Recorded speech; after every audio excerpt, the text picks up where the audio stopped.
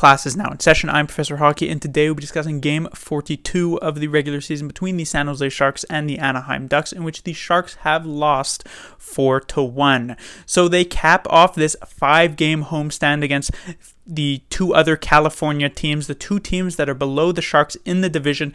The 5-game homestand that was supposed to make a difference here for the San Jose Sharks, where they were supposed to be able to catch up on ground that the Coyotes and the Blues have, and maybe even find themselves at the end of it in that 4th place spot in the division. But instead, they go 1-4 over this homestand, and in their 3 games in that 5-game span against the Anaheim Ducks, the worst team in the division, the Sharks lose all 3 and are outscored by a combined 13-2, which is just embarrassing and awful for a team that was at the very least hoping to try and get to a playoff spot, and it was actually looking like it was a possibility just a couple weeks ago. And this one starts off very poorly, just as the previous game against the Ducks did. The Ryan Getzlaf scores to make it 1-0 Anaheim within just the first few minutes of this game. And while the Sharks do not give up 3 first-period goals, they still are trailing at the first intermission. In the second, the Ducks would get 2 more from Grant and Volkov, and so completely similar to the previous game against the Ducks, the Sharks would find themselves in a 3-goal hole going into the 3rd period. And similar to how it went in the previous game as well, the Sharks show zero desperation in the 3rd period, don't get much more than a few decent shots on net against Anthony Stolarz, and it's 3-0 until the last couple of minutes, until finally the Sharks, they stand up and they say, we're not going to get shut out 2 games in a row by the worst team in this division. We're not going to get shut out 2 games in a row by a 3rd-string AHL goaltender. And Erik Karlsson manages to get one past him. It's 3-1. The Sharks are going to get energized from this goal. They're going to win this game. They're going to tie it up. And then Evander Kane takes a penalty about a minute later. The Ducks get a power play. They score on said power play, Silfverberg, and the game ends 4-1. So those comeback hopes were immediately squashed. And the Sharks head now to Minnesota with that 1-4 homestand record, and with basically no points gained in the standings. And the first thing to talk about would indeed be those playoffs. Now, the Sharks are exceptionally lucky that through this struggle of losing to teams like the Kings and the Ducks, none of the other teams that the Sharks are fighting for the last playoff spot with managed to actually win any games. Here tonight, it was the Coyotes, the Blues, and the Kings all in action, and all 3 of them ended up losing. And so technically, the Sharks still sit at 40 points, and yet the Coyotes still sit at 43, and the Blues still sit at 44, and the Sharks still have the lead over the Kings by a couple of points. But there's a slight difference in how those games here tonight went. The Blues lost to a very strong Colorado team, 1st place in the division. The Kings lost to a very strong Vegas Golden Knights team, 2nd place in the division. And the Coyotes lost to a strong Minnesota Wild team, 3rd place in the division. On the other hand, the Sharks lost to the last place team, Anaheim Ducks. To put this into perspective, over these last 3 games against the Anaheim Ducks, had the Sharks managed to win all 3, which should not have been that difficult of a situation. I mean, the Sharks should have been able to win at least 2, and 3 certainly shouldn't have been out of the question. If they had managed to win all 3, they would currently find themselves with 46 points and in that 4th place spot, and in a playoff spot for the first time since maybe the first couple of days of this season. But instead, they make up 0 ground and are now heading into their next 6 games, being against a combination of the Minnesota Wild and the Vegas Golden Knights, where if they show up with a similar effort as they had in these past couple of games against the Ducks, they absolutely will go 0-6, and it will be embarrassing to watch. If that same Sharks team is to show up in those 6 games, I would suggest not even bothering to watch at this point, because it would be an absolute slaughter. Because already they got pretty destroyed by a Ducks squad that, again, as I'll say for the millionth time, were last place in the division.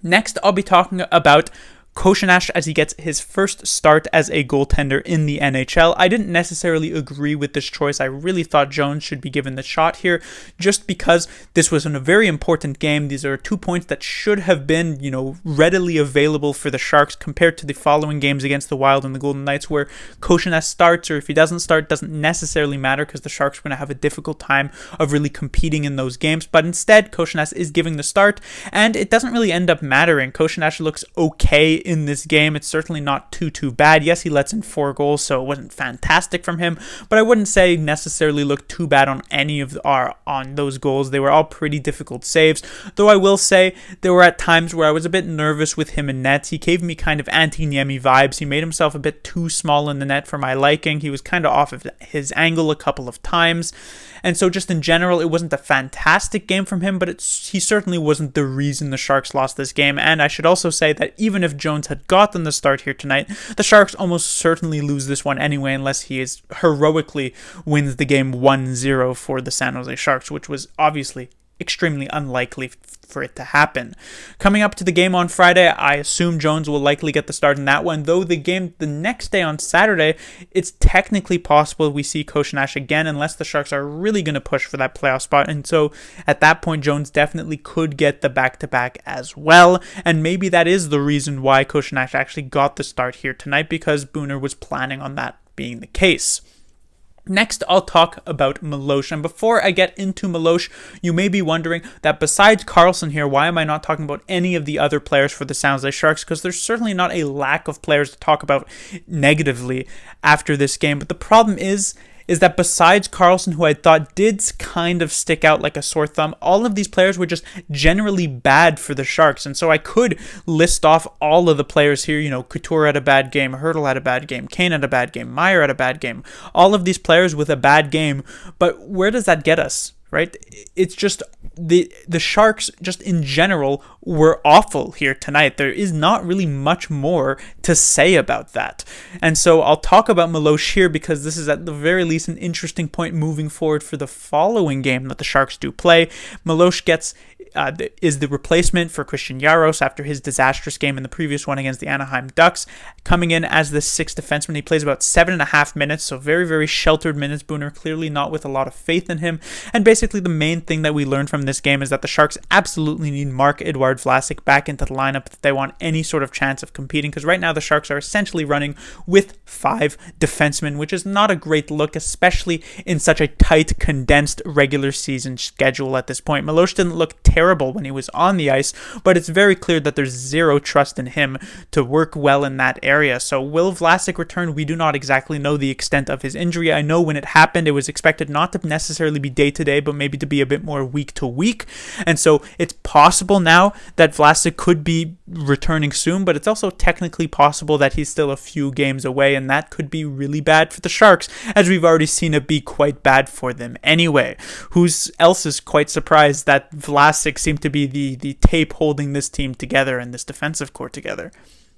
And finally, I'll talk about Karlsson, who I said did stick out a bit like a sore thumb. I've mentioned Karlsson a lot this season.